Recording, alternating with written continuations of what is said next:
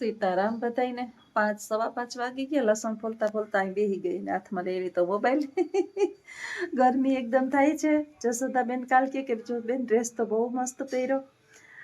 કાયમ એમ થાય કે નવા નવા ડ્રેસ પહેરવો, હવે સ્કૂલે નથી જાવતી, પણ ગરમી એટલી થાય છે ને કે ડ્રેસ સહન નથી થતો, એટલે નાઈટી પહેરી જ લેવી પડે. કોટનના ઓલા છે ને અસ્તરવાળાના કપડાં બહુ ગરમી કરે છે અત્યારે, બહુ ગરમી થાય છે.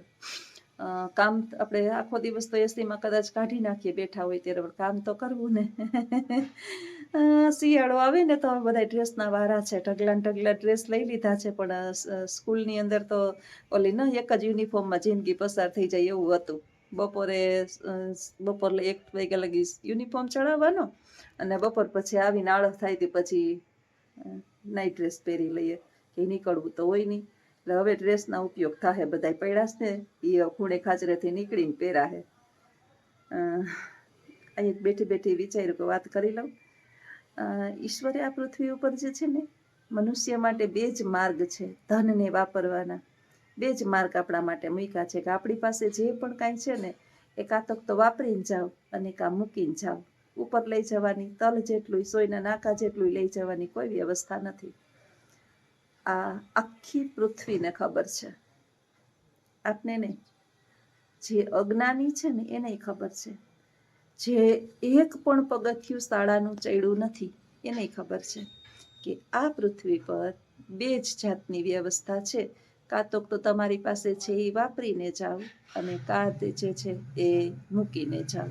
તમારા ગયા પછી એ ધન કોણ વાપરશે, કઈ જગ્યાએ વાપરશે, કેવી રીતે વાપરશે, એનો સદુપયોગ થશે કે દુરુપયોગ, એ પછી આપણે કાંઈ જ જોવાના નથી. ગુજરાતીની અંદર એક કહેવત છે કે હાથે એ સાથે. આનો અર્થ એવો થાય છે કે ઈશ્વરે તમને તમારી જરૂરિયાત કરતાં વધારે જો આપ્યું હોય તો તમારી હયાતીમાં જ તમારે જે પણ કંઈ કરવું હોય, તમારી દીકરીઓ છે તો એનો ભાગ કાઢવો હોય, તમારે બ્રાહ્મણોને આપવું હોય, પશુ પક્ષીઓને દાન પુણ્ય કરવું હોય, સત્યના માર્ગે ક્યાંય પણ કાંઈ કાર્ય કરાવવું હોય, કોઈ શિક્ષણ જગતની અંદર જે બાળકો ભણવામાં હોશિયાર છે અને એને મદદરૂપ થવું હોય, તો ફૂલ નહીં તો ફૂલની પાંખડી, આપણે એમ કહીએ કે જેટલી માત્રામાં ઈશ્વરે આપણને આપ્યું હોય ને એટલી માત્રામાં એનો ભાગ કાઢતા શીખી જાય. તમે એક વાત માનજો મારી, કે મારો ખુદનો અનુભવ છે. 34 વર્ષ, 34મું બેઠું મારા, હું પોરબંદરમાં પરણીને આવીને ને, અમારા પતિ પત્નીને જે છે ને એવી એક આદત છે કે આપણે 100 રૂપિયા કમાતા હોય ને તો આપણે 10 રૂપિયા જે છે એ સતમાર્ગે ક્યાંક ને ક્યાંક એવી જગ્યાએ વાપરીએ. અને એનું પરિણામ શું છે ખબર? કે આજે અમારા પરિવારની અંદર, મારા ઘરની અંદર, મારા 2 દીકરા, અમે પતિ પત્ની, મારા સાસુ સસરા, એનો અત્યારે બધો પરિવાર, 1 પણ રૂપિયાની દવા અમારા ઘરની અંદર 33 વર્ષની અંદર ઈશ્વરની કૃપાથી થઈ નથી. એટલે જ 11મા ધોરણની અંદર એક સરસ મજાનું કાવ્ય આવતું કે ભગવાનનો ભાગ. આ નાના બાળકો હતા ને ત્યારે એને ભણાવવામાં આવતું કે બધા આપણે ભાગ પાડીએ ને એમાં એક ભાગ ભગવાનનો કાઢવો. આ ભગવાનનો ભાગ એટલે ભગવાન ખાવા નથી આવતો. હવે આપણે જે છે ને ઘણી કીધે અમે તો ગાયોને એક થાળી કરીએ, કાને થાળી કરીએ, કોને થાળી કરીએ. ગાયની થાળીમાં હોય શું? આપણે બધા જાણીએ છીએ. ગાય છે ને એ ઘાસ ખાય, રોટલી ગાયને દઈએ બરાબર છે. ગાયને માત્ર એક ગોળવાળી રોટલી કરી અને આપી દઈએ, એ પુણ્યનું કામ છે. પછી આપણે આપણાથી જરૂરથી વધારે હોય તો આપણે એને થોડુંક 20, 25, 30 રૂપિયાનું થોડુંક લીલું નાખી દઈએ.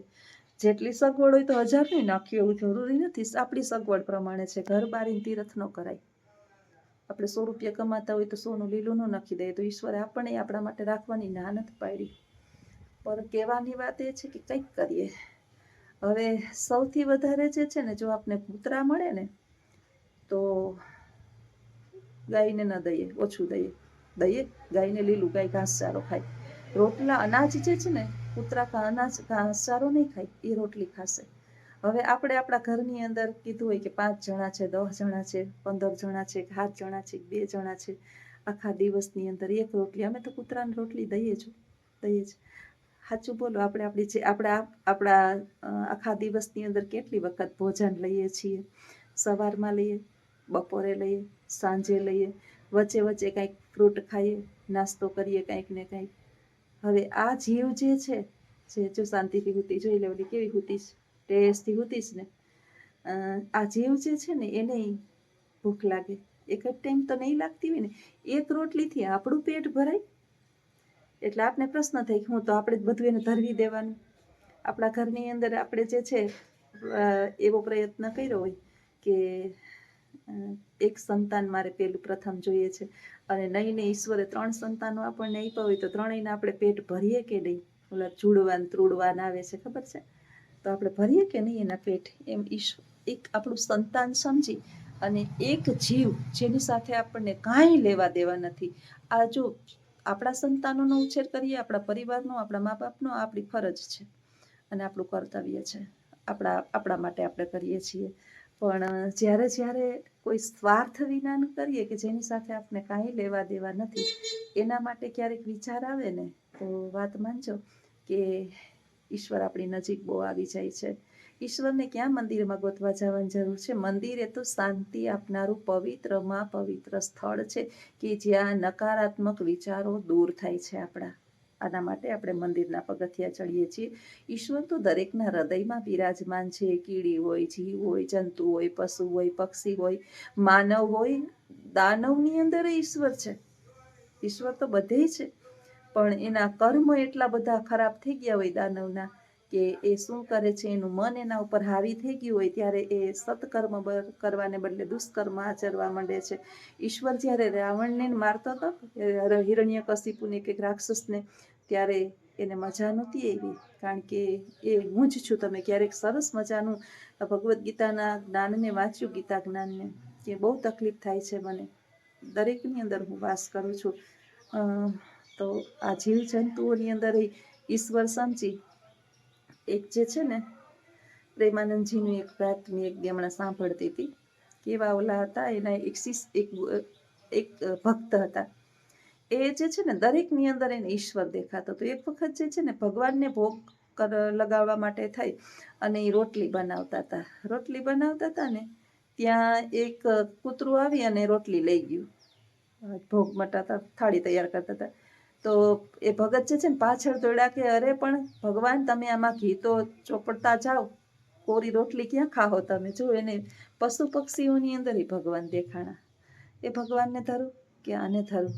એવી રીતે એક ગુજરાતીની અંદર કાવ્ય છે કે ભગવાનને જળ ચડાવવા માટે ઘણા કિલોમીટર દૂર સુધી એક સંઘ જાતો હતો. ત્યાં રણ હતું, ક્યાંય એટલે ક્યાંય પાણી નહોતું. બધા જે છે વારાણસી અને ગંગાજીનું પાણી લઈ અને જઈને બધા જ્યાં જતા હતા ભગવાનને અભિષેક કરવા માટે થઈ, ત્યાં પોતે પોતાની બોટલની અંદર, માટલીની અંદર, કોઈ લોટાની અંદર જળ ભરી અને જતા હતા. એકદમ તાપ તડકો. ત્યાં એક ગધેડું જે છે ને એ બેભાન થઈને પડ્યું હતું. કોઈ એને જોઈને વયા જતા હતા. અરે રે બિચારું, જો તો કેવા તડકામાં બેભાન થઈને પડ્યું છે. અરે રે, જો તો બિચારું કેવા તડકામાં બેભાન થઈને પડ્યું છે. છેલ્લે કવિ જે હતા ને એણે વિચાર આવ્યો કે આ લોટો જે જલનો ભરેલો છે મારી પાસે, ત્રાંબાનું મોટું કુંડળ, એ આ જીવની અંદર એ શિવ છે, હાલને આને પીવડાવી દઉં, કદાચ એનો આત્માને શાંતિ મળે.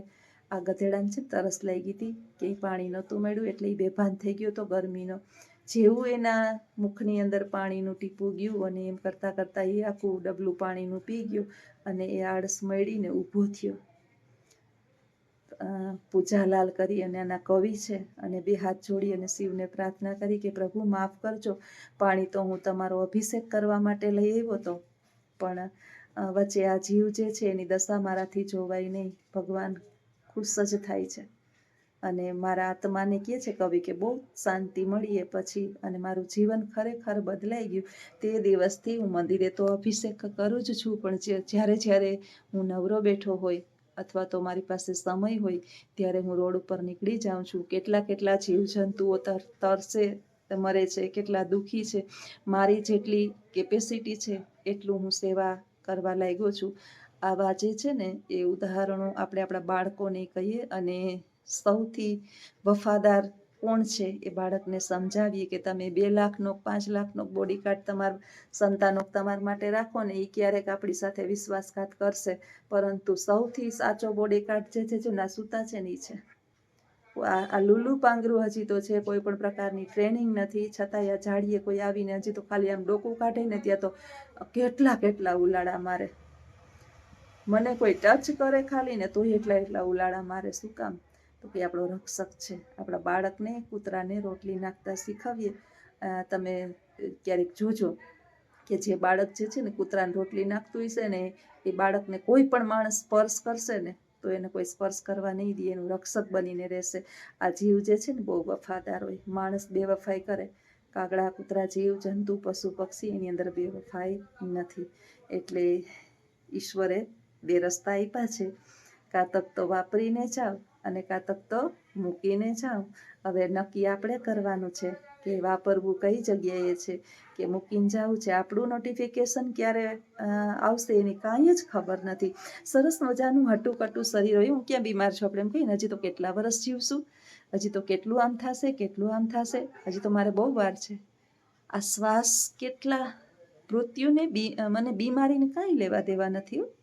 મૃત્યુને અને બીમારીને કાંઈ લેવા દેવા નથી. આપણા શ્વાસ પૂરા થઈ ગયા હોય એટલે સાંજે સૂઈએ અને બપ્પુ સવારે નોઈએ ઉઠીએ, હાલતા હાલતા બેઠા જઈએ. અત્યારે આપણે જોઈએ છીએ કે ફટકિયા મોત થઈ ગયા છે. એટલે પછી કરીશ, એ પછી ક્યારેય આવશે નહીં.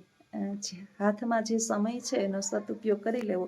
વિદેશોની અંદર ઘણા દાન પૂન કરવા છે ને, તો ત્યાં મારો છોકરો છે એટલે મને કહેતો હોય, મમ્મી અહીં ક્યાંય કાંઈ ગાયું કૂતરા જીવ જંતુ પશુ પક્ષી ક્યાંય જોવા જ ન મળે. એટલે એ બિચારાઓ જે છે ને ઇન્ડિયામાં આવી અને દાન પૂન કરતા હોય, અથવા તો એના સગા સંબંધીઓને કહેતા હોય કે અમે તમને આ પૈસા આપી દેશું, તમે અમારા વતી આટલું કરી દેજો. અને આપણે ભગવાનની કૃપા છે, ભારતની અંદર ગાયોનું પ્રમાણ એટલું છે, કૂતરાઓનું પ્રમાણ એટલું છે, ગરીબ વસ્તીઓનું પ્રમાણ એટલું છે, જે વિદેશમાં આટલું બધું જોવા મળતું નથી. તો આજનો વિચાર કેવો લાગ્યો? જો ગમ્યો હોય તો ચોક્કસ કમેન્ટ કરજો. આવજો. સીતારામ.